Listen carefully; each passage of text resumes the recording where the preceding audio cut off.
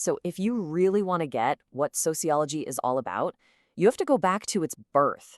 And let me tell you, this was not some quiet, stuffy academic thing. No, it was born out of pure chaos, revolution, and, well, one of the most eccentric characters in the history of ideas.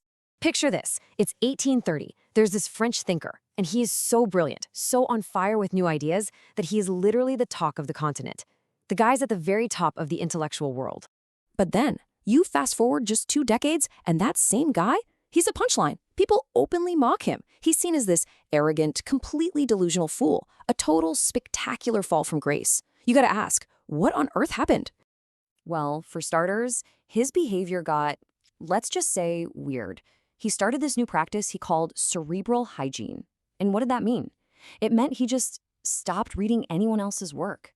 Why? Because he figured they were all beneath him. Oh, and it did not stop there. Not by a long shot. He then declared himself the great priest of humanity, decided he was founding a new universal religion.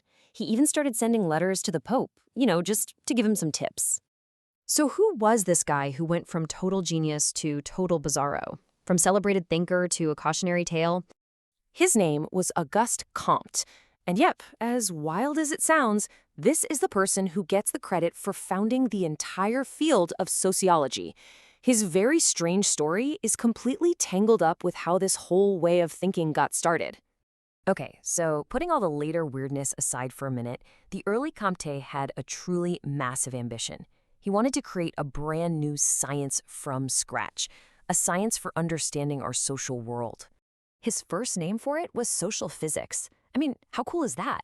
He imagined a science as powerful as physics that could uncover the basic laws of how society actually works.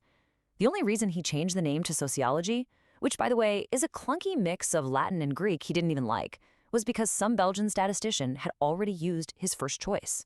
So here's his big idea.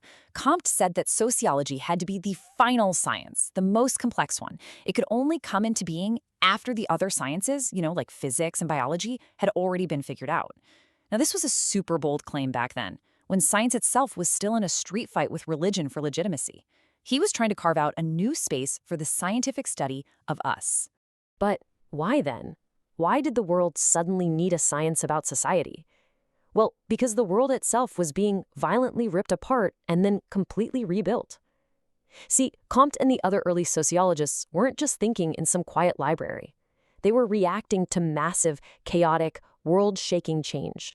First, you had this intellectual revolution. Thinkers like Francis Bacon came along and said, hey, ideas are great, but you gotta test them against what you can actually see and measure. Then Isaac Newton basically proved that the entire universe followed predictable, knowable laws.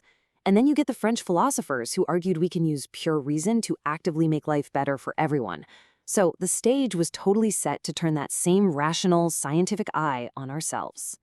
And all that new thinking slammed right into the real world, which was in the middle of a total transformation, what we now call modernity. The old feudal system was just collapsing. People were pouring into cities. Your labor wasn't tied to a piece of land anymore. It was something you sold. Wealth wasn't just about big, noble estates. And all those old certainties about kings ruling by divine right, about religion, they were all starting to crumble. Everything was up for grabs. So that was the million-dollar question, right?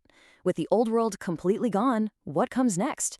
Out of all that rubble and chaos, how do you even begin to build a stable, a coherent, a better society? This question right here is the absolute heart of early sociology. And this is where our main characters enter the stage, the first masters of sociology. We're not just talking about Comte anymore. This was a whole crew of thinkers, Karl Marx, Max Weber, Emil Durkheim, and a few others, who actually dared to try and answer that massive question. And what's really interesting is that not all of them even thought of themselves as sociologists. So what tied all these thinkers together? They were all trying to look underneath the surface of all that chaos. They invented new abstract ideas to get a grip on the huge forces that were reshaping the world. And they were all in this constant debate with each other. What was the main thing driving all this change? Was it economics, like Marx said? Was it the power of new ideas, which was Weber's thing? Or was it all about social solidarity, like Durkheim believed? Look, their shared goal wasn't just to be journalists. They didn't want to just describe the chaos. They wanted to be scientists who could explain it.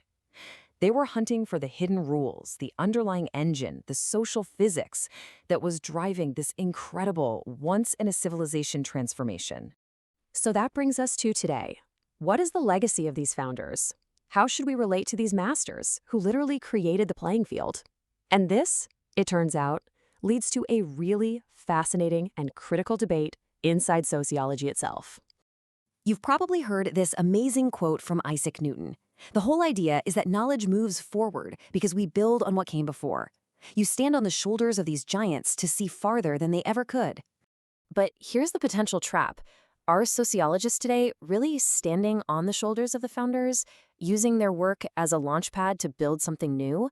Or are they just standing in their shadows? Are they unable to see beyond them, just endlessly rereading and worshiping these old books instead of actually pushing the science forward?